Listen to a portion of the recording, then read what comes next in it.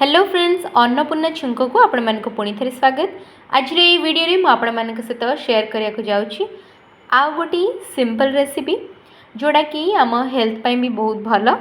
ताहले चलंतु ये जो सिंपल देखा जाता रेसिपीटा होची दही आउ काकुड़ीर रायता बा सलाड। ताहले चलंतु ये रेसिपीटा को आरंभ करबा। आपण एटा ब्रेकफास्ट रे मध्य खाई परिबे किंबा आपण मानकर लंच रो को भी आइटम सहित साइड आइटम हिसाब रे एटा को खाई परिबे।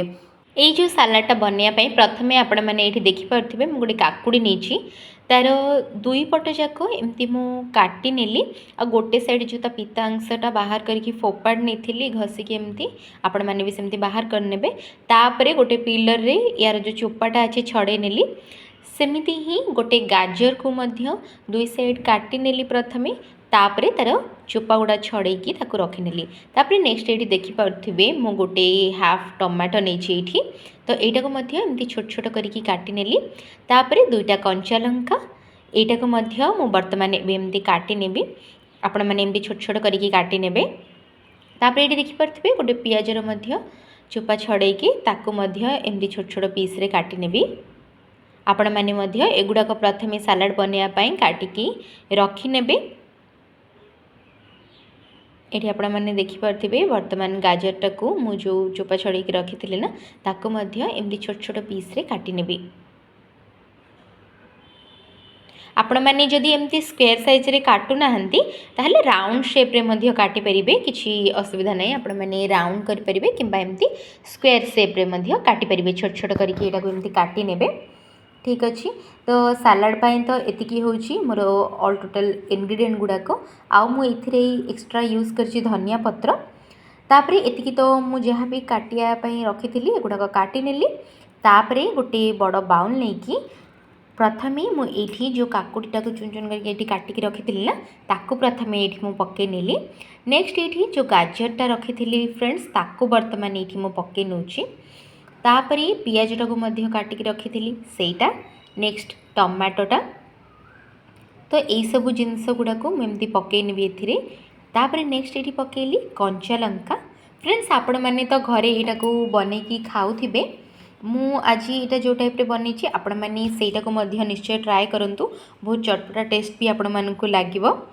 एठी देखि पारथिबे। नेक्स्ट मु नेछि एठी दही। ठीक अच्छे मु दही ये 100 ग्राम पाखापाखि नहीं जोटा कि मुझे घरे प्रिपेयर करे तो सही दही ही मुझे यूज़ करछि। आपण माने जदि मार्केट दही नहीं ताले सेटा भी यूज़ करि परिबे। एटा अल्प टिके खट्टा रही थाए। ठीक अच्छे एठी देखि पारथिबे तो मु दही सबतक एठी पकई नेली। लास्ट रे मु एठी धनिया पत्र पकेबी। तापरे नेक्स्ट एठी मु देली हाफ स्पून लूण। ठीक अच्छे आपण माने जो भी लूण नहीं पारिबे। तापरे एठी देखि पारथिबे लूणटा आपण मानक टेस्ट हिसाब रे नेबे। एठी नेक्स्ट मु पकेली हाफ टी स्पून लंका गुंड आउ हाफ टी स्पून एठी मु पकेली चाट मसला। एतिकी होची मोर ऑल टोटल इंग्रेडिएंट। मु अधिका किछि एथिरे यूज करिनी जोटा कि बहुत सिंपल आउ जल्दी भी प्रिपेयर हो जिवो। आपण माने जदि चाहूचंती वेट लॉस पाई एटा मॉर्निंग रो ब्रेकफास्ट रूटीन रे भी आपण माने खाई परिबे।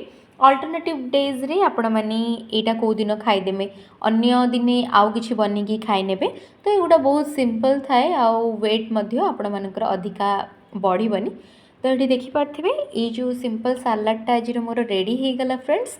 आज ये जो सिंपल रेसिपीटा जदि आपण मानको पसंद आछि ताहले मो चैनल को लाइक शेयर और सब्सक्राइब करबा को जम्मारू भूलिबेनी और बेल आइकन को भी प्रेस कर देबे। ताहले आपणको मोर सब वीडियो नोटिफिकेशन पहुँची जीवो। मु जेतेबेले भी जहाँ वीडियो पोस्ट करी मु तो वीडियो एबे रेगुलर आनिया पई चेष्टा करूची। आई होप आपण मानको भल लागुथुबो। जदि भल लागुची पुणी थरे आपण मानको कहि नउची मो चैनल को सब्सक्राइब करबा को जम्मारू भूलिबेनी। आउ मते जदि आउ कोन रेसिपी देखिया पई चाहूचंती मु तो छोटो छुआ मानकर भी रेसिपी दउची। आपण मानक घरे जदि कि छोटो छुआ अछंती आपण माने सेमानक पई मध्ये से वीडियो देखंतु। आपण मानक पई बहुत ही हेल्पफुल हबो। जदि आपण माने न भी जानि परचंती आपण माने छोटो छुआंक विषय रे अनेक किछि जानि परिबे सेथिरु।